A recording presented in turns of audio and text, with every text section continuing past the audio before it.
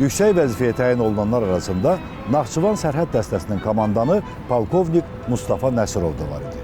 O, 1968-ci ildə general-mayor Heydər Əliyevin təşəbbüsü ilə Zaqafqaziya sərhəd dairəsinin hərbi əməliyyat şöbəsinə rəis müavini təyin edilmişdi. Bu da təsadüfi deyildi. Bildiyiniz kimi tikintidə şuluqluq olub. Nəzarət qaydaları pozulub. Hər ikimiz cavabdehik buna. Biz mütləq dalaşanları üzləşdirib lazımı ölçü götürməliyik. Məncə qan qaraltmağa dəyməz cənab Nəsibov. Nə böyük iş olub ki? İki heyvərənin sözü çəp düşüb, güclü gücsüzü döyüb. Bağışlayın cənab Həbibi. Mənə belə gəlir ki, bura mühüm dövlət obyektidir.